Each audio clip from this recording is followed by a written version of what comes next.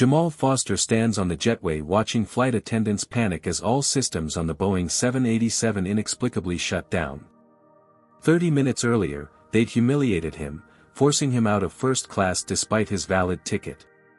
Now the desperate captain is begging him to return. The irony isn't lost on Jamal as he contemplates his next move. Before we dive deeper into this shocking story, where are you watching from today? Hit that like button and subscribe if you've ever witnessed or experienced discrimination while traveling. Let's see if justice takes flight in this unbelievable true story. The morning had started with such promise. Jamal Foster carefully packed his presentation materials into his leather messenger bag, double-checking that his laptop contained the most updated version of his groundbreaking research. At 26, the black PhD student at MIT had already revolutionized aerospace engineering with his fuel efficiency algorithm that promised to reduce commercial airline emissions by an unprecedented 23%. "You've got this," Jamal told his reflection in the mirror of his Cambridge apartment. His dark eyes betrayed a hint of anxiety despite the confident words. Professor Raymond Wilson had insisted he fly first class to San Francisco for the International Aerospace Conference, arguing that Jamal needed the space and comfort to make final adjustments to his presentation. "They're going to be offering you millions for this technology," Professor Wilson had said while personally booking the ticket. "The least they can do is give you a comfortable seat on the way there." Jamal had hesitated. "I don't know, Professor. First class isn't really my scene." What he hadn't said was that he'd faced enough discrimination in economy class. The suspicious glances when he put his bag in the overhead bin. The way people tensed up when he sat next to them. The flight attendants who seemed to forget his drink order while remembering everyone else's. First class would only amplify the scrutiny. But Professor Wilson had insisted, and now Jamal was wheeling his carry-on through Logan International Airport in Boston, his MIT credentials and first-class ticket tucked securely in his jacket pocket. Check-in had gone smoothly enough. The airline representative had been professional, if not particularly warm. "Enjoy your flight, Mr. Foster," she'd said, handing back his ID without making eye contact. Security was where things began to shift.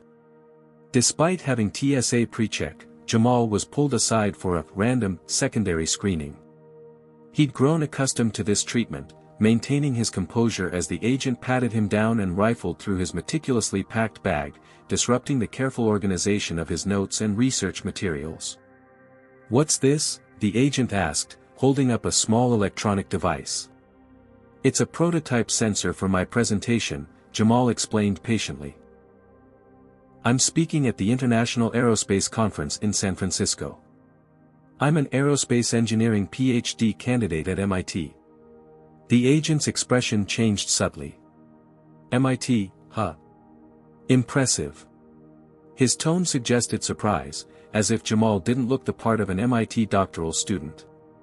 Nevertheless, the screening concluded without further incident. The walk to the gate offered a brief respite. Jamal stopped at a coffee shop, ordering a large black coffee to help sharpen his focus. The barista, a young woman with brightly colored hair, beamed at him. "That'll be $4.75, she said, then noticed the MIT logo on his laptop case. "Oh, you go to MIT? My brother just got accepted there for undergrad." "What do you study?" For a moment, Jamal felt the weight lift from his shoulders as he explained his research. The barista listened with genuine interest, her eyes widening when he described the potential environmental impact of his algorithm. "That's amazing," she exclaimed, handing him his coffee. "Good luck with your presentation. You're going to change the world." The brief positive interaction bolstered Jamal's spirits as he approached Gate C-12 where Flight 1387 to San Francisco was preparing to board. He checked his watch, 8:15 a.m. The flight was scheduled to depart at 9 a.m., giving him nearly 5 hours in the air to finalize his presentation. Taking a deep breath, he joined the gathering of passengers waiting to board.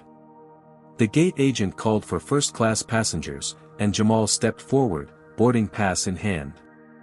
The agent's eyebrows raised almost imperceptibly when she scanned his ticket, but she quickly recovered.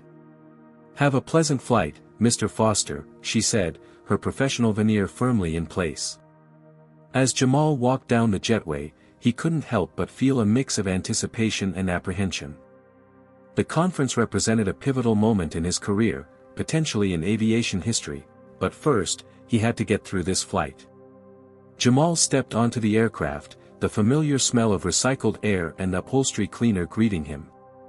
The lead flight attendant, a blonde woman in her mid-40s whose name tag read Heather Wilson, stood at the entrance offering rehearsed smiles to first-class passengers. "Welcome aboard," she said to the gray-haired white businessman ahead of Jamal. When Jamal approached, her smile faltered momentarily. "Boarding pass?" she asked, a question she hadn't posed to previous passengers. Jamal presented his ticket. Heather studied it longer than seemed necessary before gesturing toward the first-class cabin. "Seat 3A is on your left." The first-class cabin gleamed with polished surfaces and plush leather seats. Jamal found 3A, a window seat, and stored his carry-on in the overhead bin. As he settled in, he couldn't help but notice the sideways glances from other passengers. He was the only black person in the premium cabin. Jamal removed his laptop and research notes, arranging them neatly on the spacious tray table.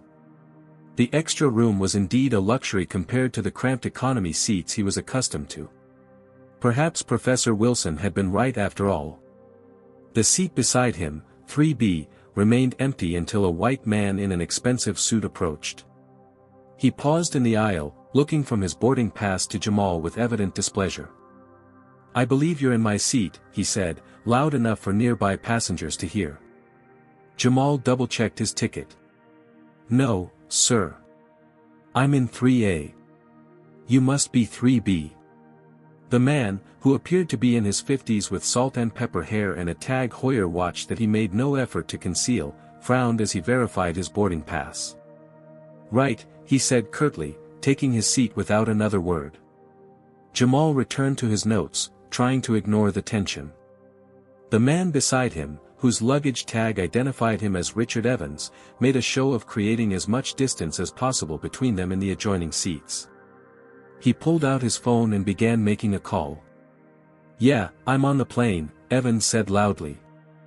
"First class, though it's not what it used to be. They're letting just anyone in these days." Jamal kept his eyes on his work, his jaw tightening.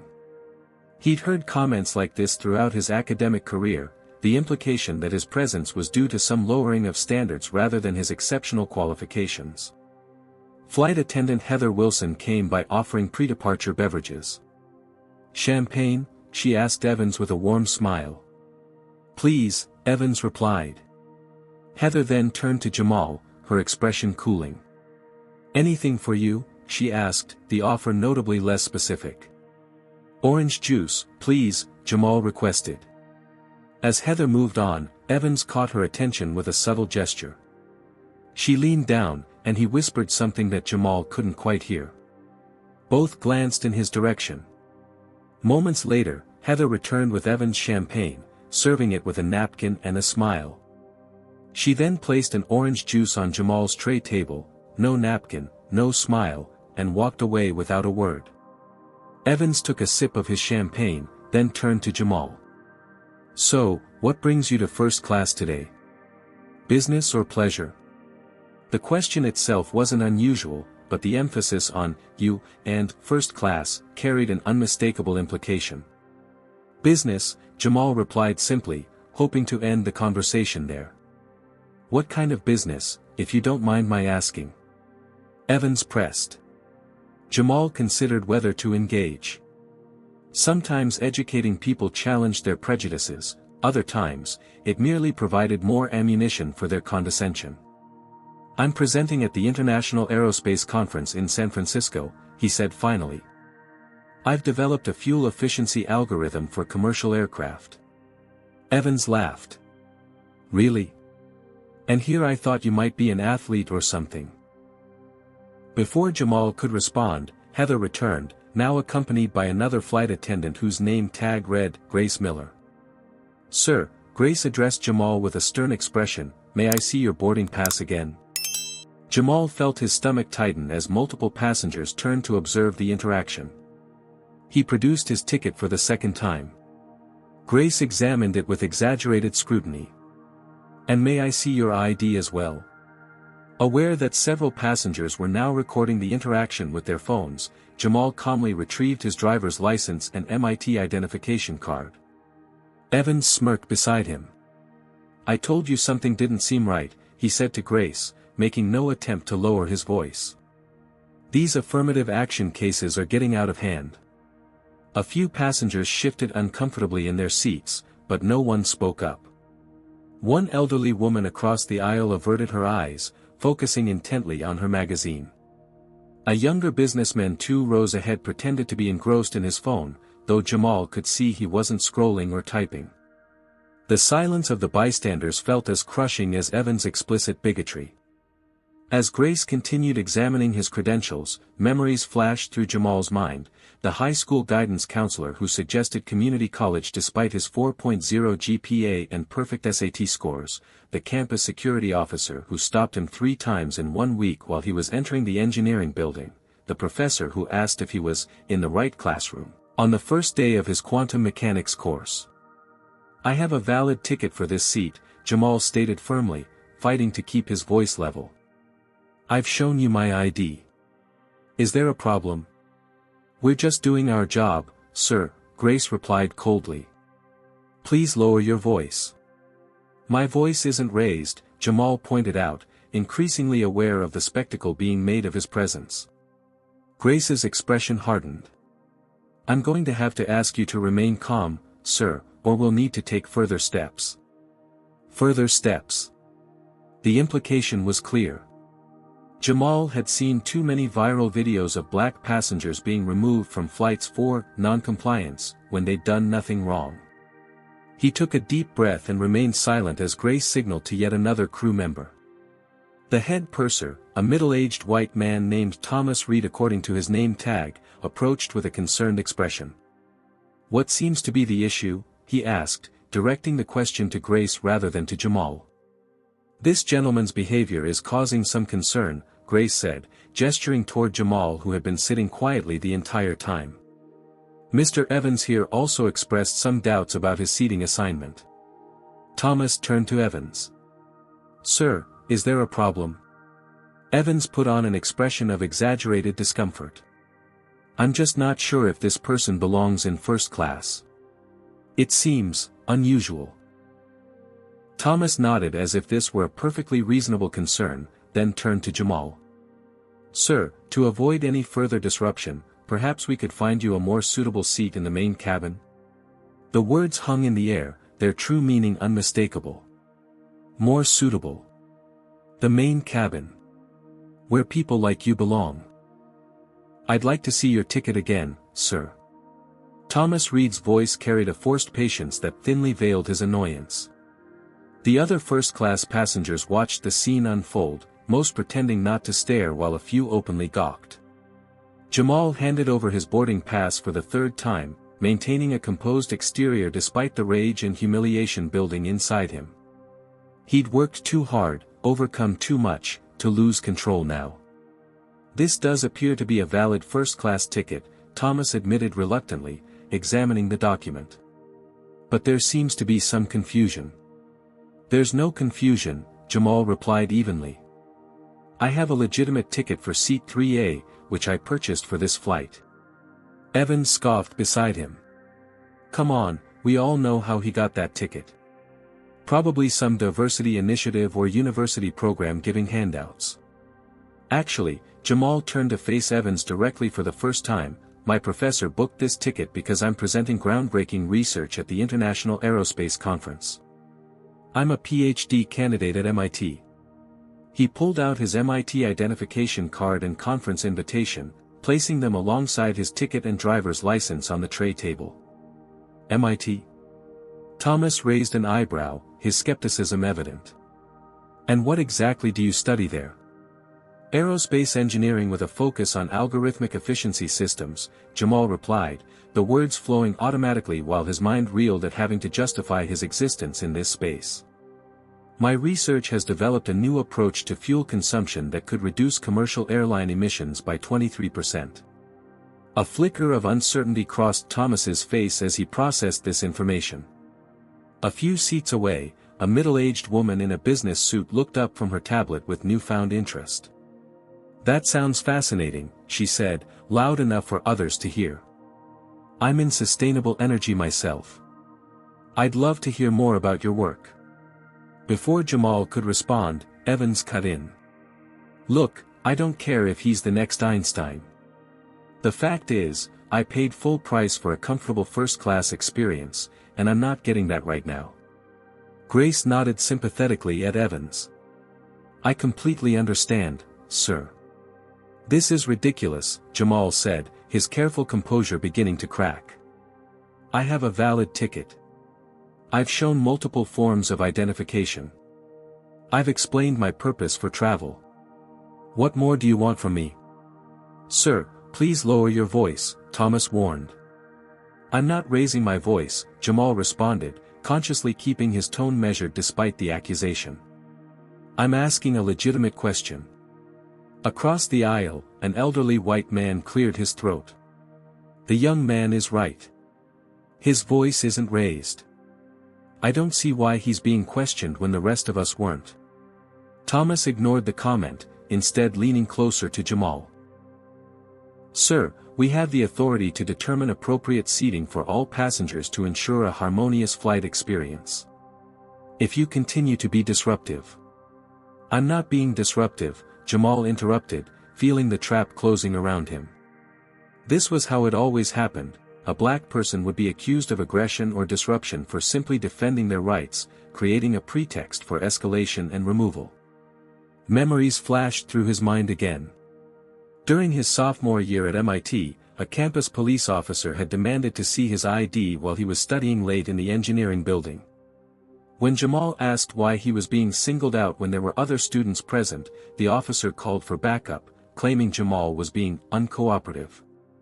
It had taken the intervention of a passing professor to prevent the situation from escalating further. Now, trapped in the confined space of the aircraft with all eyes on him, Jamal recognized the same dangerous pattern unfolding.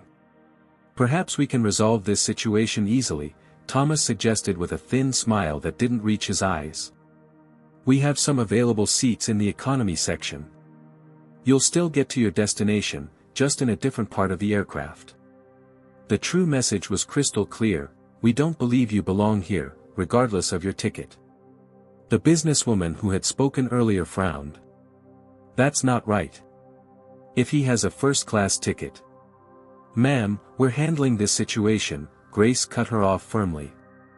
Jamal looked around the cabin, meeting the averted gazes of passengers who knew what was happening was wrong but remained silent. A few had the decency to look ashamed. Others seemed relieved that the problem was being solved. Evans smirked, victory written across his face. "I think that's a reasonable solution," he said loudly. "Everyone will be more comfortable." Jamal considered his options. He could continue to protest, potentially leading to his removal from the flight entirely, maybe even an unwarranted arrest if they decided to call security. The headlines would read, "Disruptive passenger removed from flight," rather than, "Black man with valid ticket discriminated against." He'd miss his presentation, and years of work would go to waste. Or he could swallow his pride and accept the humiliation, preserving his chance to present his research. "Fine," he said quietly, gathering his laptop and notes. "I'll move." Thomas nodded with smug satisfaction. "A wise decision, sir. Grace will show you to your new seat." As Jamal stood, Evans shifted his legs just enough to make passing difficult, forcing Jamal to awkwardly maneuver around him. "Enjoy, coach," Evans murmured, just loud enough for Jamal to hear. With as much dignity as he could muster, Jamal followed Grace through the first-class cabin toward economy, feeling the weight of dozens of eyes on his back. The walk seemed endless, his footsteps echoing in his ears as they passed through the premium economy section and into the main cabin. Each step was a reminder of how society viewed him, not as a brilliant MIT doctoral candidate who had earned his place, but as an interloper who needed to be put back where he belonged.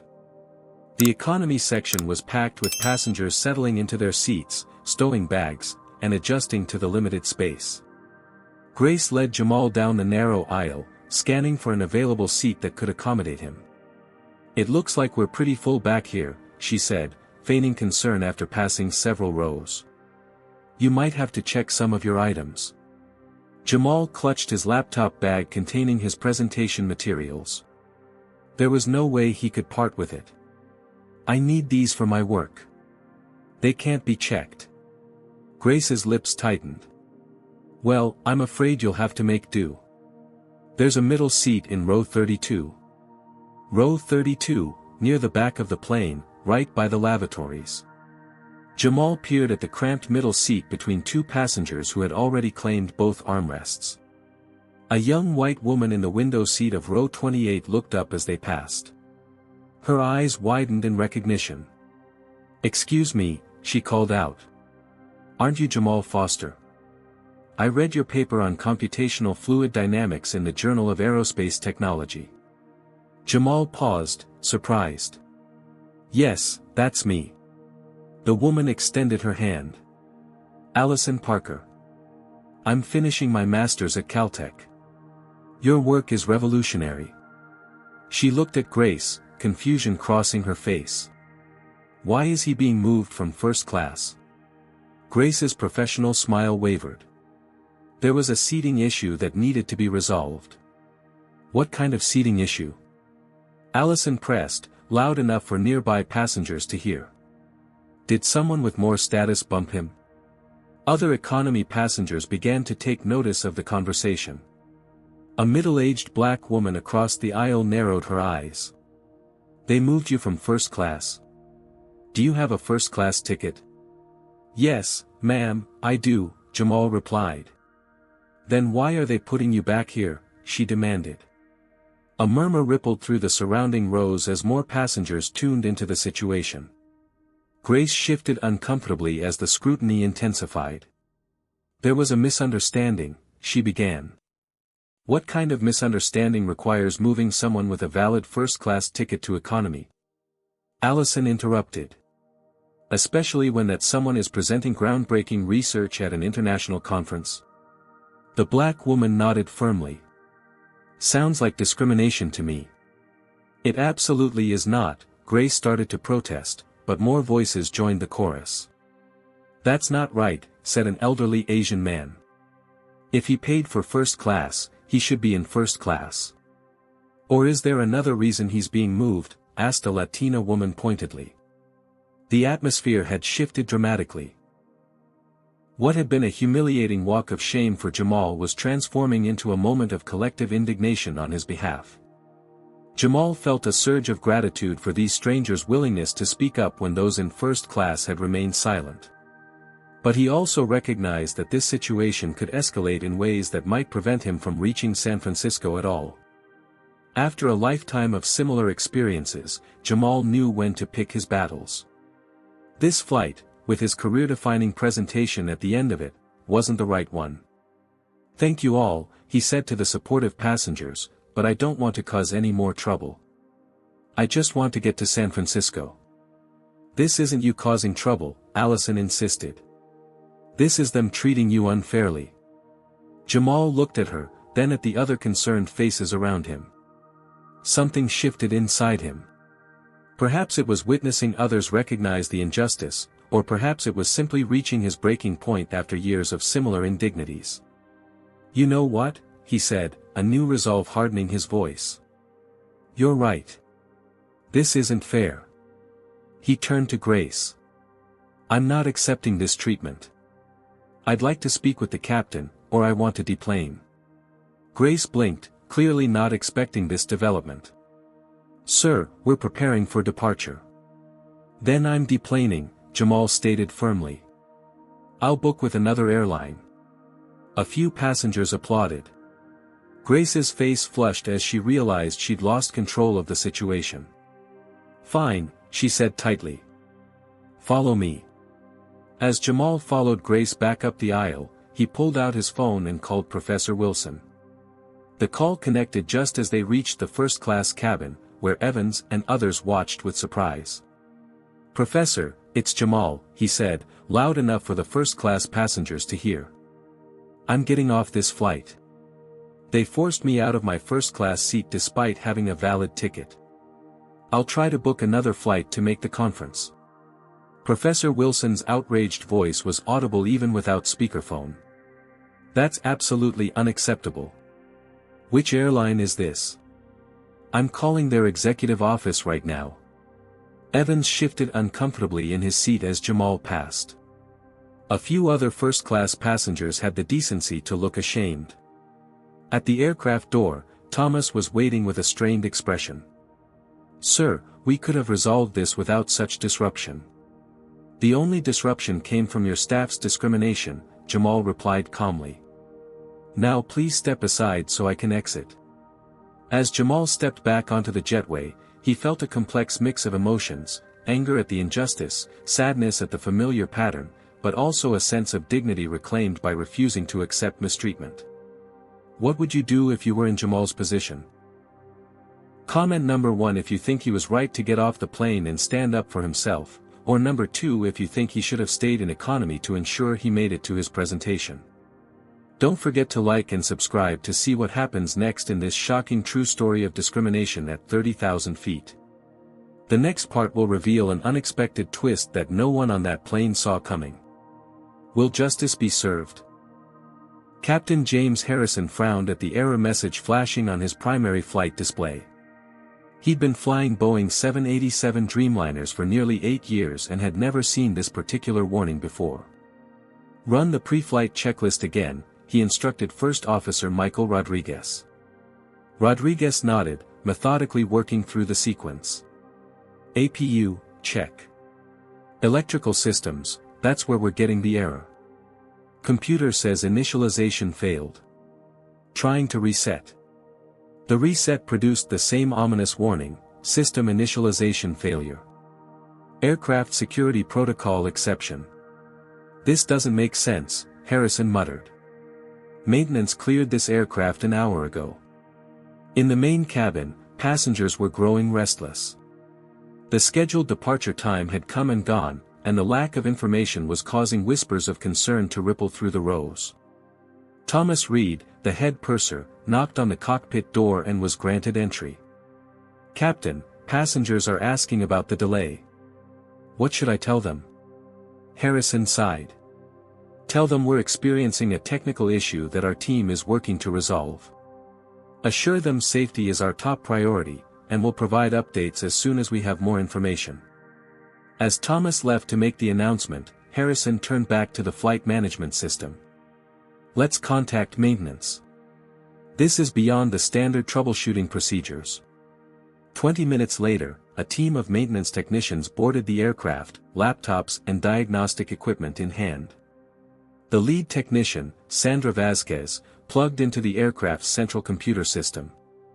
"This is unusual," she murmured, scanning through lines of code. "The aircraft is running a modified version of the standard flight management software." "Modified how?" Harrison asked, leaning over her shoulder. "It looks like an experimental fuel efficiency algorithm," Sandra replied, her brow furrowing as she dug deeper into the system logs. "It was installed as part of a pilot program with FAA approval. The system is looking for a specific authentication protocol that it's not finding." In first class, Richard Evans was becoming increasingly agitated. "This is ridiculous," he complained loudly to Grace. "We've been sitting here for almost 40 minutes with no real explanation. I have meetings in San Francisco this afternoon." "I understand, sir," Grace soothed. "Our maintenance team is working as quickly as possible to resolve the issue." "It's probably that troublemaker's fault," Evans muttered. "Things were fine until he started making a scene." Meanwhile, in the terminal, Jamal sat at another airline's counter, attempting to book a last-minute flight to San Francisco. "I'm sorry, sir," the agent said apologetically, "but all of our flights to San Francisco today are fully booked. The earliest we could get you there would be tomorrow morning." Jamal checked the time. Tomorrow morning would be too late for his presentation. Are there any other airlines with available flights today? Everyone's pretty full, the agent replied, typing rapidly. It's a busy route. Let me check one more carrier. As she worked, Jamal's phone rang. The caller ID showed an unfamiliar number with the airline's area code.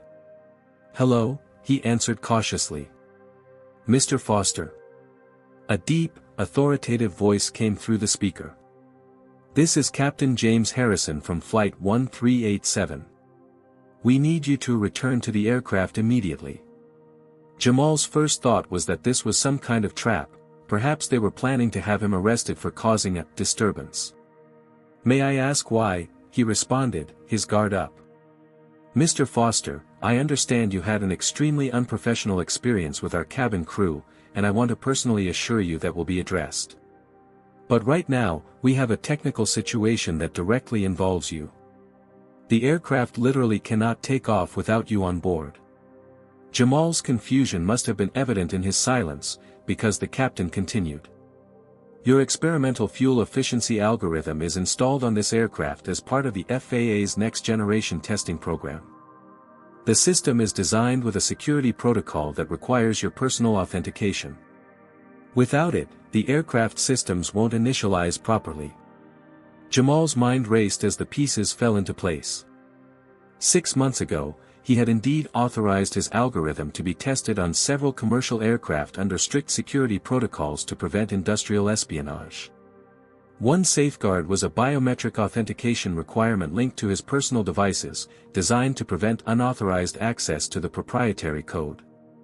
You're telling me the plane can't take off because my algorithm is looking for me? Jamal asked, still processing the irony. That's exactly what I'm saying, Mr. Foster. Our maintenance team has confirmed it. This is one of the test aircraft in the program, and according to the flight manifest, you were supposed to be on board to monitor the system's performance during the flight to San Francisco. Back on the aircraft, the situation was becoming increasingly tense. The delay had now stretched to over an hour, and passengers were demanding answers. Evans had moved from complaining to threatening legal action, while Heather and Grace scrambled to manage the growing discontent. Sandra Vasquez emerged from the cockpit with a revelation. According to the manifest, she announced to Thomas, "We have a passenger named Jamal Foster who was scheduled to be on this flight specifically to monitor an experimental system being tested. He's the algorithm's creator and the only one with the authentication credentials needed to initialize the system." Thomas's face drained of color as realization dawned. The passenger we relocated? The one who decided to deplane? Sandra nodded grimly. That's him. And without him, this plane isn't going anywhere. The news quickly spread through the cabin crew, reaching Heather and Grace, whose earlier smugness transformed into horrified dismay. You're saying we need to find the passenger we just kicked off the plane? Grace whispered incredulously. Not just any passenger, Thomas replied, the gravity of the situation sinking in. The MIT doctoral candidate who created the very system this aircraft is equipped with. The one you and Heather treated like an interloper. In the terminal, Captain Harrison was still attempting to convince Jamal to return. Mr. Foster, I understand your reluctance after the treatment you received, and I assure you those responsible will face appropriate consequences. But there are over 200 passengers who need to get to San Francisco, and right now, you're the only one who can make that happen. Jamal weighed his options. On principle, he wanted nothing more to do with an airline that had humiliated him. Yet he also recognized that the other passengers, particularly those in economy who had supported him, shouldn't suffer because of the crew's discrimination. If I agree to return, Jamal said carefully, I have conditions. Name them, the captain replied without hesitation. First, I want a formal apology from the crew members involved, in front of the other passengers. Second, I want to be seated in my original first-class seat. And third, I want assurance that Mr. Evans, the passenger who instigated this situation, will not be seated next to me. There was a brief pause before Captain Harrison responded. Consider it done, Mr. Foster. I'll meet you personally at the gate. As Jamal made his way back to gate C12, he noticed a buzz of activity around the area. Airline staff were huddled in urgent conversation, and several passengers were checking their phones, where news of the situation had apparently begun to spread.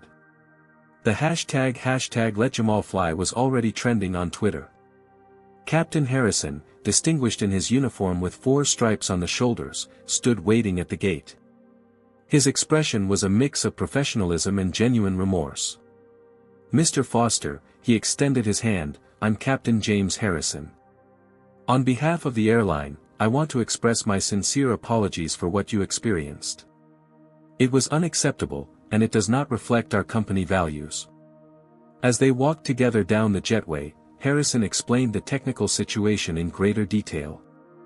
"Your algorithm is revolutionary. The airline invested millions in being the first to test it in real-world conditions. The irony is that the very person they discriminated against is the one person who can save them from a PR and logistical nightmare right now." Jamal nodded, taking in the captain's words. As they approached the aircraft door, he steeled himself for re-entry into a situation he'd thought he'd escaped. The question now was whether the humiliation of returning was worth the satisfaction of proving just how essential he truly was.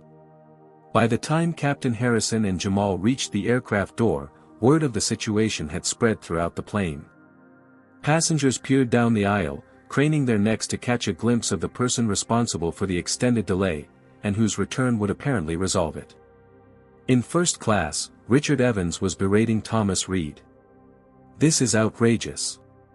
We've been sitting here for nearly 90 minutes because of some computer glitch, and now you're telling me that troublemaker is the solution? I don't believe it for a second." "Sir, I assure you, our maintenance team has confirmed," Thomas began. "I don't care what they've confirmed," Evans interrupted. "I want to speak with the captain immediately." Meanwhile, airline executives were in full crisis mode. The company's social media team was monitoring the rapidly growing #LetJamalFly hashtag, which had already garnered thousands of posts.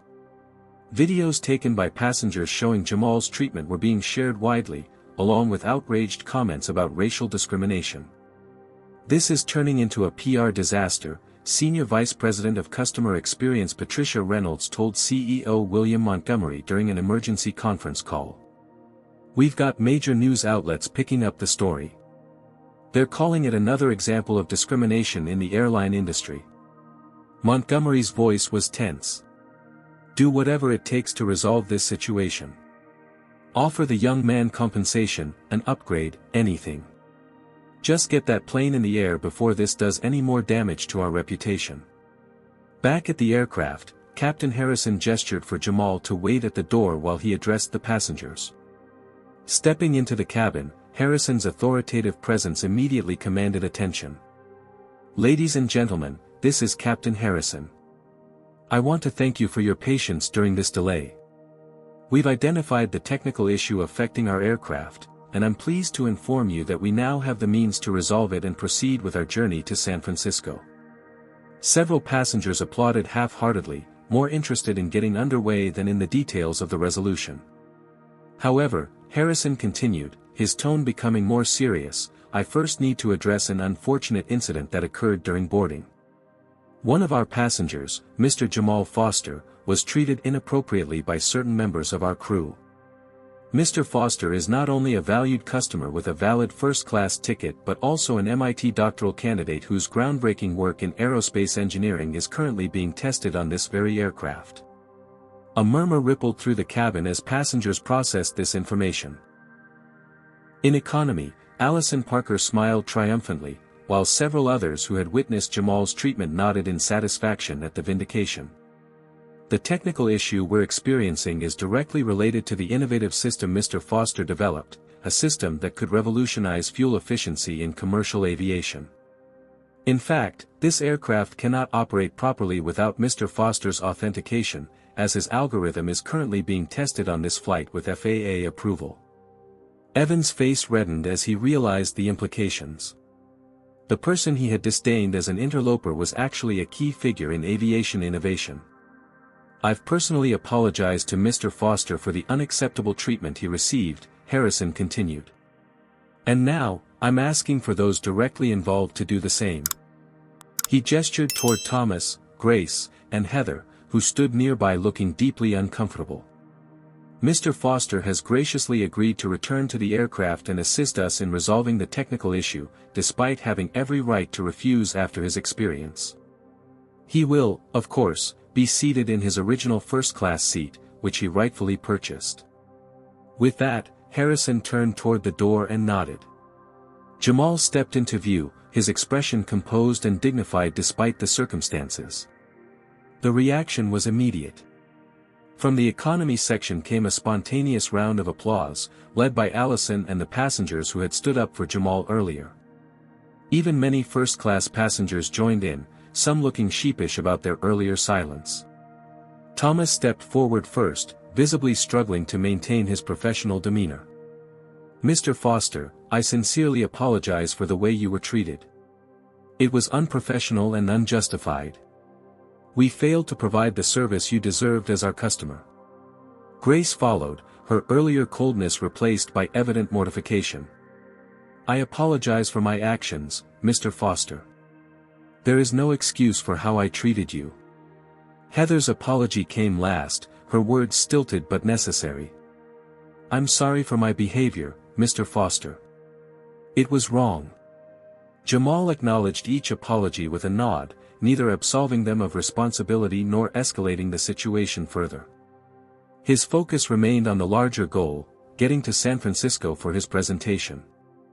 As he made his way back to seat 3A, Evans shifted uncomfortably in 3B. Before he could speak, the airline's customer service director, Marion Bradley, approached. She had boarded specifically to address the situation after being alerted by the executive team. Mr. Evans, she said in a low, firm voice, I need to speak with you privately. Evans followed her to the galley area, his expression darkening as they conversed. When they returned, Marion addressed Jamal. Mr. Foster, we deeply regret the experience you've had today. On behalf of the airline, I want to offer not only our sincerest apologies but also complimentary first-class round-trip tickets to any destination we serve, as well as permanent Platinum Elite status in our loyalty program. Thank you, Jamal replied simply. Marion then turned to Evans. Mr. Evans, your behavior today violated our passenger code of conduct. We have a zero-tolerance policy for discrimination of any kind. Evans' face flushed with indignation. This is absurd. I'm a loyal customer. I've flown over 200,000 miles with this airline. And yet, today you created a hostile environment for another passenger based on prejudiced assumptions, Marion replied evenly. I've made arrangements for you on tomorrow's flight to San Francisco, but you will not be traveling with us today. You can't be serious. Evans sputtered. I assure you, I am entirely serious. Our security team will escort you off the aircraft, and a customer service representative will assist you with rebooking. Evans looked around for support, finding none. Even passengers who hadn't witnessed his behavior directly had heard enough from others to understand the situation. This is outrageous, he declared, gathering his belongings. I'll be contacting my lawyer immediately. You haven't heard the last of this. That is certainly your right, Mr. Evans, Marion replied calmly. However, our decision stands. As security personnel arrived to escort Evans off the plane, he continued to protest loudly, threatening lawsuits and vowing never to fly with the airline again. The scene only served to further embarrass those crew members who had enabled his behavior. Once Evans had been removed, Marion addressed the remaining first-class passengers. We apologize for the disruption. We'll be departing shortly, and we appreciate your patience. She then turned to the crew. Grace and Thomas, please gather your personal items. You'll be deadheading back to headquarters for a full review of today's events. The two crew members exchanged alarmed glances but complied without argument, aware that they were facing potentially severe professional consequences.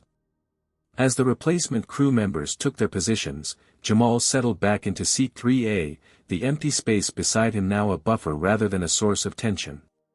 His phone buzzed with a text from Professor Wilson. Just saw the news. You're trending on Twitter. Are you okay? Jamal glanced out the window at the tarmac, where Evans was being led back to the terminal, still gesticulating angrily. I'm fine, he texted back. Headed to SF after all. We'll explain later. Captain Harrison's voice came over the intercom.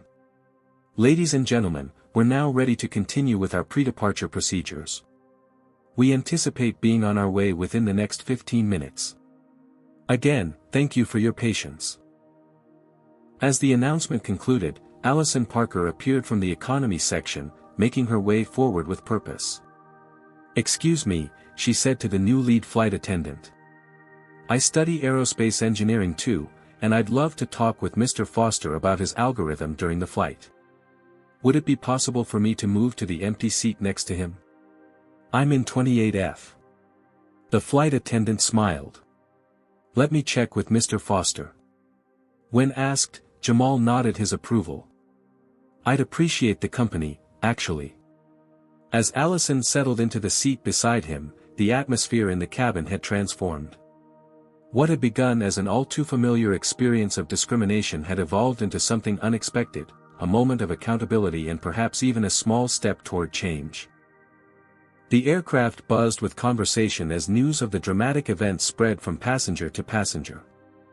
Those who hadn't witnessed Jamal's initial treatment were quickly brought up to speed by others, creating a unified sense of indignation on his behalf and satisfaction at the outcome. As Allison settled into the seat beside Jamal in first class, she shook her head in disbelief. I can't believe they actually removed that guy from the flight. Usually, it's the person experiencing discrimination who ends up suffering the consequences. It's definitely not the outcome I expected when I decided to deplane, Jamal admitted, organizing his presentation materials on the spacious tray table. I've dealt with similar situations before, but they rarely end with any accountability. In the main cabin, passengers who had supported Jamal earlier were sharing their perspectives with seatmates and filming follow-up videos for social media. The atmosphere had shifted from the usual pre-flight indifference to a collective engagement with issues of justice and equality. Here comes the captain, Allison noted as Harrison emerged from the cockpit and made his way down the aisle toward them. Mr. Foster, Harrison said, extending his hand, I wanted to check in with you personally before we take off. Our maintenance team is ready to assist with the system initialization whenever you're ready. I can handle it now, Jamal replied, powering up his laptop. I'll need access to the aircraft's secure network. Of course. Sandra from our maintenance team will provide everything you need. Harrison hesitated, then continued in a lower voice. I also wanted to express my personal regret about what happened. As captain, I'm responsible for everything that occurs on this aircraft, including how passengers are treated by my crew. I appreciate that, Captain, Jamal responded. But systemic problems require systemic solutions, not just individual apologies. Harrison nodded thoughtfully. You're absolutely right. And I intend to address this at the systemic level when we return to headquarters. This incident will not be swept under the rug. As Harrison returned to the cockpit, Sandra Vasquez approached with a tablet and security key. Mr. Foster, whenever you're ready to initialize the system, we can begin. Jamal connected his laptop to the secure network and began the authentication process for his algorithm. As he worked, he became aware of something unusual. The economy passengers were filing past on their way to the lavatories at the front of the plane. Each one nodded or smiled at him as they passed. What's going on? He asked Allison. She grinned. Word spread about what happened. I think people want to show their support. A middle-aged black woman paused beside his seat. I just wanted to say thank you for standing up for yourself. My son experiences this kind of thing all the time, and seeing someone hold their ground gives me hope. Before Jamal could respond, an elderly white man stopped as well. Young man, what happened to you was a disgrace. I served in the military with men of all colors, and we were all equal in defending this country. You deserved better. One by one, passengers found reasons to walk past Jamal's seat, offering words of encouragement or simply nodding in solidarity. The demonstration was spontaneous yet powerful, a community of strangers coming together to acknowledge an injustice and affirm the dignity of the person who had experienced it. The replacement flight attendants watched with a mix of surprise and approval, making no attempt to limit the movement in the cabin. One of them, a young black woman named Tanya Williams, even discreetly gave Jamal a thumbs up as she passed. Not everyone participated, of course. Several passengers remained in their seats, either unaware of what had transpired or uncomfortable with taking a public stance. But the majority created a remarkable show of support that Jamal had never experienced in his many encounters with discrimination. Meanwhile, Sandra watched with fascination as Jamal's fingers flew across the keyboard, navigating complex security protocols and initialization sequences. "This algorithm is incredible," she remarked. The simulations predicted a 23% reduction in fuel consumption, but early tests are showing it might be even higher. 25.4% in optimal conditions, Jamal confirmed, his professional pride momentarily overshadowing the emotional weight of the day's events. And it adjusts in real time to atmospheric conditions, which most efficiency systems don't account for. Allison leaned closer, her academic interest piqued. "That's revolutionary. The environmental impact alone would be substantial, not to mention the cost savings for airlines." "That's the goal," Jamal said. "Reducing both environmental impact and operational costs creates incentives for widespread adoption. The key was developing a system that benefits everyone." As Jamal completed the authentication process, the aircraft systems responded immediately. Status indicators that had been flashing red on Sandra's tablet turned green one by one. "It's working," she exclaimed. "All systems are initializing properly now." In the cockpit, Captain Harrison received the confirmation he'd been waiting for. "Flight management system is online and functioning normally," he announced to First Officer Rodriguez. "Prepare for departure." Harrison's voice came over the intercom. "Ladies and gentlemen, I'm pleased to inform you that our technical issue has been resolved thanks to Mr. Foster's assistance. We've been cleared for departure and will be on our way momentarily. Flight attendants, prepare for takeoff." A spontaneous round of applause erupted throughout the cabin. Jamal closed his laptop, a complex mix of emotions washing over him. The validation felt good, but it came at the cost of having to once again prove his worth in the face of prejudice, a burden that his white colleagues never had to bear. As the aircraft began to taxi toward the runway, the customer service director, Marion Bradley, returned to first class and took the seat across from Jamal. "Mr. Foster, I want to assure you that what happened today will result in meaningful changes within our airline," she said.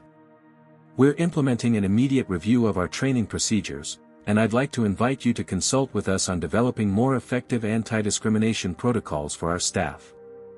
"I appreciate the offer," Jamal replied cautiously. "But consulting on anti-discrimination measures should be compensated professional work, not an additional burden placed on those who've experienced discrimination." Marion nodded. "Absolutely. We would compensate you at standard consulting rates. Your perspective would be invaluable in helping us address these issues more effectively." Before Jamal could respond, the aircraft began its takeoff roll, accelerating down the runway and lifting into the sky above Boston. As the plane climbed to cruising altitude, Jamal gazed out the window at the receding city below, thinking about how differently this day had unfolded from what he'd expected. "You know," Allison said thoughtfully, "your algorithm isn't just changing how planes fly, it's changing how people think about who belongs in aviation." Jamal turned from the window, considering her words. "Maybe. But it shouldn't take extraordinary achievements for black people to be treated with basic dignity and respect." "You're right," she acknowledged. "Still, your stand today made a difference. Not just for you, but for everyone who witnessed it." As the seatbelt sign switched off with a cheerful ding, Captain Harrison's voice came over the intercom once more. "Ladies and gentlemen, we've reached our cruising altitude of 35,000 feet. I'm pleased to inform you that thanks to Mr. Foster's revolutionary fuel efficiency system, we're already seeing a significant reduction in fuel consumption compared to standard operations. This flight is quite literally making aviation history." Another round of applause filled the cabin, along with curious murmurs as passengers discussed this unexpected development. For the first time that day, Jamal allowed himself a genuine smile. Despite everything, his work was being recognized, and his vision for more sustainable air travel was becoming reality. As the flight attendants began the beverage service, Tanya approached Jamal and Allison. "Can I get you anything to drink?" she asked with a warm smile. "Orange juice, please," Jamal requested. "Coming right up," Tanya replied. "And Mr. Foster? Thank you for not giving up today. It means more than you know to see someone stand their ground and win." As she moved on to the next passengers, Jamal realized that his stand had resonated beyond just this flight or this airline. In an industry, and a society, where discrimination often went unchallenged, today's events represented a small but significant shift in the status quo. For the first time in his career, Jamal's brilliance hadn't just opened doors for him personally, it had created an opportunity for others to witness and confront the systemic biases that affected countless passengers every day. As the aircraft soared toward San Francisco, powered in part by his groundbreaking algorithm, Jamal opened his presentation notes, ready to prepare for the conference that had nearly been derailed by prejudice but was now back on track, much like the flight itself. With the aircraft cruising at 35,000 feet, Jamal's algorithm worked silently in the background, continuously optimizing the flight management system. On the flight deck, Captain Harrison and First Officer Rodriguez monitored the performance metrics with growing amazement. "I've never seen efficiency readings like this," Rodriguez remarked, studying the fuel consumption display. "We're tracking well below standard burn rates for this aircraft type and flight profile." Harrison nodded, impressed. "At this rate, we'll arrive in San Francisco with significantly more reserve fuel than typical. The implications for transoceanic flights would be extraordinary." Meanwhile, in first class, Jamal and Allison had fallen into deep conversation about aerospace engineering, occasionally referencing diagrams on Jamal's laptop. Their technical discussion attracted the interest of a few other passengers, including a retired NASA engineer who offered valuable insights from his decades of experience. "The brilliance of your approach is its adaptive learning component," the engineer, Dr. Howard Chen, commented. "Most efficiency algorithms are static, but yours evolves based on flight conditions." "Exactly," Jamal confirmed. "Traditional systems calculate optimal parameters before takeoff and maintain those throughout the flight. My algorithm continually reassesses and adjusts based on real-time atmospheric data, aircraft performance metrics, and even minor changes in weight distribution as fuel is consumed." As they discussed the technical details, Sandra Vasquez returned from the cockpit with a tablet displaying the latest performance data. "Mr. Foster, you need to see this," she said, excitement evident in her voice. "We're currently tracking at 27% fuel savings compared to the baseline for this route and aircraft. That's beyond even your most optimistic projections." Jamal examined the data, his eyebrows rising in surprise. "The atmospheric conditions today must be particularly favorable for the algorithm's optimization parameters. This validates our approach to dynamic adjustment rather than static efficiency models." "The maintenance team at headquarters is monitoring the flight remotely," Sandra added. "They're calling it revolutionary. Several executives have joined the data stream to watch the performance in real time." Word of the extraordinary technical achievement spread throughout the cabin, creating a buzz of excitement that temporarily overshadowed the earlier drama. Passengers who had witnessed Jamal's humiliation now saw him in a new light, not just as a victim of discrimination, but as a brilliant innovator whose work could transform aviation. Captain Harrison's voice came over the intercom, "Ladies and gentlemen, this is your captain speaking. I thought you might be interested to know that you're participating in aviation history today." The fuel efficiency system being tested on this flight, developed by our passenger Dr. Jamal Foster from MIT, is currently performing beyond all expectations. What does this mean for you? Potentially lower ticket prices, reduced environmental impact, and increased range for future flights. We're honored to have Dr. Foster on board not just as a passenger but as the architect of this breakthrough technology. The announcement prompted spontaneous applause throughout the cabin. In economy class, a group of college students began a chant of "Jamal, Jamal," that quickly spread to surrounding rows. The celebration caught Jamal by surprise. He'd never experienced public recognition of this magnitude for his work. "You deserve this," Allison told him, noticing his shocked expression. "Your research will change how the entire industry operates." Tanya appeared with fresh drinks for them. The captain asked if you'd be willing to visit the cockpit briefly to explain some aspects of your system to the flight crew. They have some questions about the optimization parameters. Of course, Jamal agreed, gathering his laptop. As he made his way to the cockpit, passengers reached out to shake his hand or offer words of congratulation. The contrast with his earlier walk of shame through the cabin was stark and poignant. In the cockpit, Harrison and Rodriguez greeted him warmly, expressing genuine interest in understanding the technical aspects of his algorithm. "We've been flying these routes for years," Harrison explained, "and we've never seen efficiency metrics like this. The fuel savings alone would transform the economics of commercial aviation. Not to mention the environmental impact," Rodriguez added. "If every commercial flight achieved these savings, the reduction in carbon emissions would be substantial." Jamal explained the core concepts of his algorithm, translating complex mathematical models into practical applications that the pilots could relate to their everyday experience. The key insight, he concluded, was realizing that traditional models treat aircraft as isolated systems, when in reality, they're constantly interacting with a dynamic environment.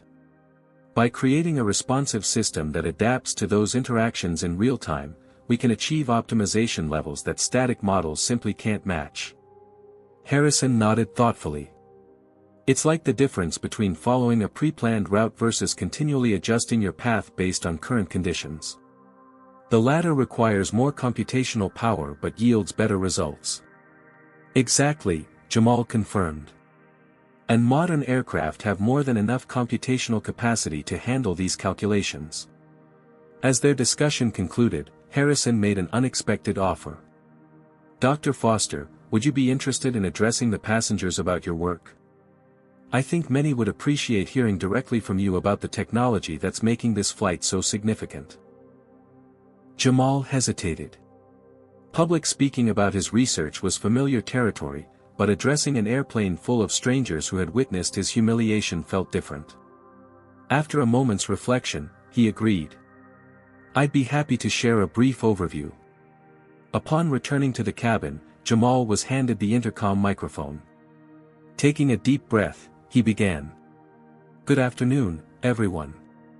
I'm Jamal Foster, and as some of you know, I developed the fuel efficiency algorithm that's being tested on this flight. The system works by continuously analyzing atmospheric conditions, aircraft performance, and flight parameters to optimize fuel consumption in real time. Today's results are exceeding our expectations, demonstrating a potential 27% reduction in fuel usage compared to standard operations." He paused, then continued with growing confidence. "What this means for the future of aviation is significant: reduced environmental impact, lower operational costs, and potentially greater range for aircraft of all types. I'm grateful for the opportunity to see this technology in action and to share this moment with all of you. Thank you." The cabin erupted in applause as Jamal returned to his seat. Marion Bradley was waiting for him with a surprised expression. "Dr. Foster, our CEO just called. He's requesting a meeting with you upon our arrival in San Francisco. Several other airline executives have also expressed interest in your technology after seeing today's performance data." Jamal nodded, taking in this information. "I'd be happy to meet with them." As he settled back into his seat, Allison grinned at him. "So, from being kicked out of first class to being courted by airline CEOs in the span of a few hours. That's quite a journey." It shouldn't have taken a revolutionary algorithm for me to be treated with dignity, Jamal replied quietly. But if my work helps create change beyond just fuel efficiency, that's a bonus I hadn't anticipated. The remainder of the flight proceeded smoothly, with Jamal and Allison deep in discussion about potential applications of his algorithmic approach to other areas of aerospace engineering. By the time the captain announced their initial descent into San Francisco, they had sketched out preliminary ideas for 3 potential research collaborations. "Ladies and gentlemen, we're beginning our descent into San Francisco International Airport," Harrison's voice announced. "Current local time is 11:42 a.m., and the weather is clear and sunny with a temperature of 72 degrees. We'll be arriving approximately 15 minutes ahead of schedule, despite our delayed departure, thanks in part to the efficiency gains from Dr. Foster's system. On behalf of our entire crew, I want to thank you for your patience today and for being part of this historic flight." As the aircraft banked gently toward San Francisco, Jamal gazed out at the city coming into view below. What had begun as a routine journey to present his research had transformed into something far more significant, a personal stand against discrimination that had unexpectedly accelerated the recognition of his professional work. The irony wasn't lost on him. The same algorithm that had made him essential to the flight's operation had initially been deemed less important than the comfort of a prejudiced passenger. But today, at least, competence and innovation had trumped bias, creating a rare moment where justice and recognition aligned. As the wheels touched down on the runway, Jamal knew that his presentation at the conference would now carry additional weight. The real-world validation of his algorithm's performance would transform what might have been an interesting theoretical discussion into a landmark announcement of proven technology. The aircraft taxied to the gate, and as passengers prepared to disembark, Marion approached Jamal once more. "Dr. Foster, there will be media waiting at the terminal. Your story has gone viral, and several tech and aviation journalists are requesting interviews about both today's events and your groundbreaking work." Jamal nodded, mentally preparing himself for questions that would inevitably blend the personal and professional aspects of his experience. As challenging as the day had been, he recognized the opportunity to address important issues while highlighting his research. As the seatbelt sign chimed off, passengers rose to retrieve their belongings. Many paused to offer Jamal final words of support or congratulations before filing toward the exit. The atmosphere was unlike anything he'd experienced on previous flights. A community that had witnessed injustice, celebrated its correction, and now shared in the recognition of excellence. Gathering his materials, Jamal prepared to step into the next phase of a journey that had become far more momentous than he could have imagined when he boarded that morning in Boston. 1 month later, Jamal stood at the podium in the grand ballroom of the San Francisco Convention Center, addressing the closing session of the International Aerospace Conference. Behind him, a massive screen displayed performance data from multiple test flights utilizing his algorithm, each showing fuel savings exceeding 25%. What began as theoretical modeling has now been validated across 17 commercial flights on 4 different aircraft types, Jamal explained to the packed audience. The consistency of these results confirms that the adaptive optimization approach represents a viable pathway to significantly reducing both the environmental impact and operational costs of commercial aviation. The room erupted in applause as Jamal advanced to his final slide, a graph comparing projected carbon emissions over the next decade with and without his technology implemented across major airlines. "The potential reduction in carbon footprint is substantial," he continued. "If adopted industry-wide, this system could eliminate approximately 300 million tons of carbon dioxide emissions annually, equivalent to taking 65 million cars off the road." In the front row, Professor Raymond Wilson beamed with pride. Beside him sat Allison Parker, now Jamal's research partner, furiously taking notes on potential applications for their next collaboration. As Jamal concluded his presentation, the audience rose in a standing ovation that continued for nearly 2 minutes. Conference organizers presented him with the Aerospace Innovation Award, the youngest recipient in the prestigious honor's 30-year history. At the reception that followed, Jamal found himself surrounded by airline executives, environmental advocates, and fellow researchers, all eager to discuss potential implementations of his technology. Dr. Foster, the CEO of a major international carrier approached, hand extended. We'd like to be the first to fully implement your system across our entire fleet. Our technical team has reviewed the data, and the benefits are undeniable. I appreciate the interest, Jamal replied, but I've committed to working with carriers that demonstrate a comprehensive commitment to both environmental sustainability and inclusive corporate cultures. The CEO nodded understanding. We've been following your story closely. In fact, we've recently revamped our staff training protocols and established a zero-tolerance policy for discriminatory behavior. I'd welcome the opportunity to share these initiatives with you. Nearby, a group of aerospace engineering students from historically black colleges and universities waited patiently for a chance to speak with Jamal. When he noticed them, he excused himself from the executives and spent the next half-hour discussing career pathways and research opportunities with the aspiring engineers. Your algorithm is brilliant, one student said, but your willingness to stand up against discrimination while maintaining your professionalism is equally inspiring. You've shown us that we don't have to choose between excellence and dignity. Later that evening, Jamal met with Professor Wilson and Allison at a restaurant overlooking San Francisco Bay. The sunset painted the sky in vibrant oranges and purples as they celebrated the successful conclusion of the conference. I've never seen such an overwhelming response to a presentation, Wilson remarked. 7 major airlines have already committed to implementing your system, and the FAA is fast-tracking approval for widespread deployment. Allison raised her glass. To revolutionizing aviation, both technically and culturally. As they clinked glasses, Jamal reflected on the extraordinary chain of events that had begun with that flight from Boston. You know, the algorithm was always designed to optimize efficiency by adapting to changing conditions. I never expected to personally demonstrate the same principle. How so? Wilson asked. When faced with discrimination, I had to make real-time adjustments to achieve my objectives, just like the algorithm does when encountering unexpected air currents or temperature variations. Jamal smiled slightly. System optimization through adaptive response. Their conversation was interrupted by a notification on Jamal's phone, an email from the university's development office. He scanned it quickly, then looked up with surprise.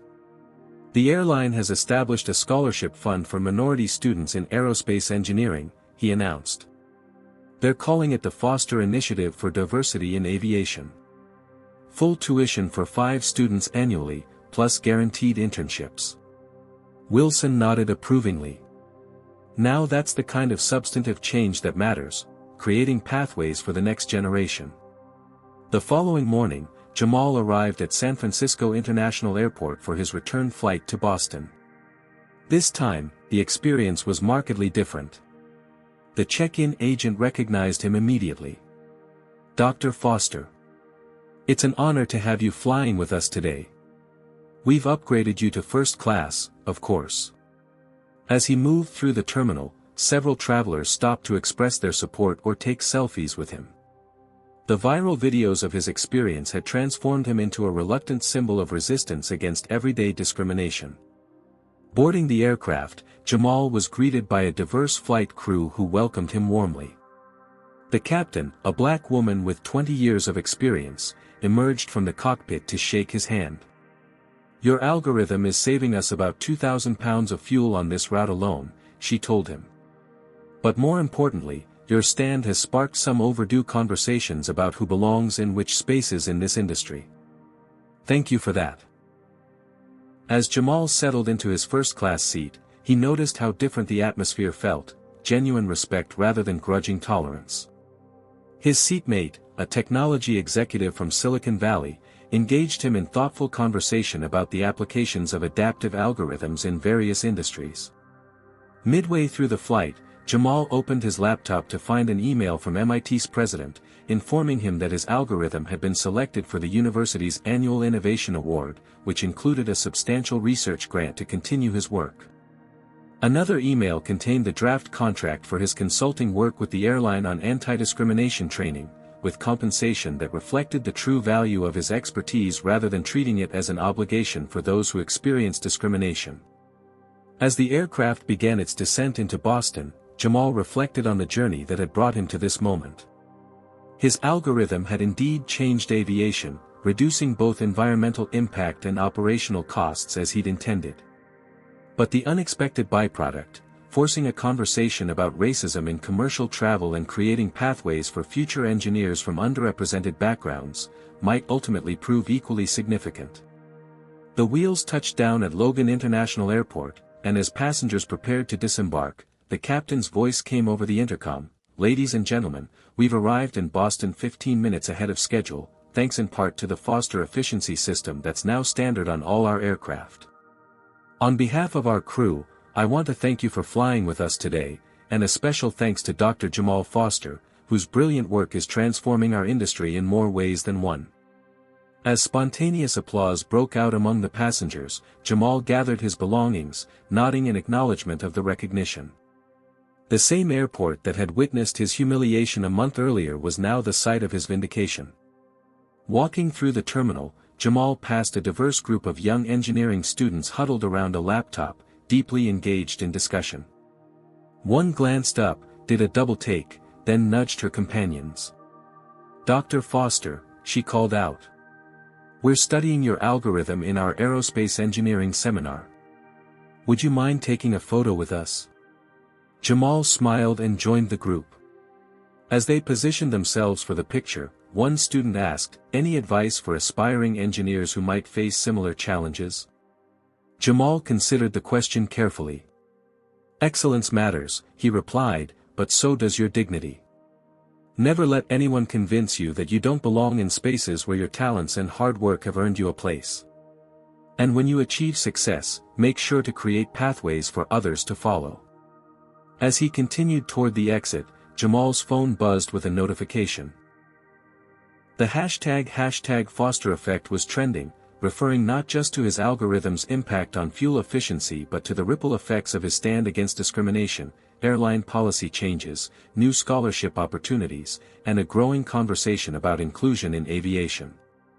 Outside, as Jamal waited for his rideshare, he glimpsed a Boeing 787 taking off, its engines more efficient and its environmental footprint smaller thanks to his work. But perhaps more significantly, its cabin culture was also transforming, becoming a space where all passengers could expect to be treated with equal dignity and respect, regardless of race or background. The car arrived, and as Jamal settled in for the ride back to Cambridge, he opened his laptop to begin work on his next project, an algorithm that would further optimize air traffic control systems to reduce congestion and delays. The work continued, building on past achievements while creating new possibilities for the future. In the end, the plane that couldn't take off without Jamal had launched far more than a single flight. It had initiated a journey toward a more efficient and equitable aviation industry, where excellence and inclusion could finally coexist. Jamal's journey teaches us that excellence and dignity must coexist. While his technical brilliance ultimately forced recognition, the story reminds us that no one should need extraordinary achievements to receive basic respect. The airline's initial failure reflects how discrimination persists even in prestigious spaces, while the economy passengers' solidarity shows the power of collective action against injustice. The story illuminates the double burden carried by minorities in professional settings, not only excelling in their field but also navigating prejudice with composure. Evan's behavior demonstrates how privilege often masks incompetence, while Jamal's algorithm symbolizes how systems dependent on diverse talent often fail to protect the very people who improve them. Most importantly, we learn that meaningful change requires both personal courage and systemic accountability. Individual stands matter, but lasting transformation comes when institutions implement concrete measures, training, scholarships, and policies that create pathways for others to follow. Sometimes, the very systems that attempt to exclude you may discover they cannot function without your unique contributions. Have you ever stood up against discrimination or witnessed someone else take a stand? Share your experience in the comments below. Would you have had the courage to leave the plane like Jamal did, or would you have stayed to make your presentation? Let us know by typing #StandLikeJamal if his story inspired you. Don't forget to like this video and subscribe to our channel for more powerful stories of resilience and triumph against racism. Thank you for watching, and remember, your dignity is non-negotiable, even when your brilliance is indispensable.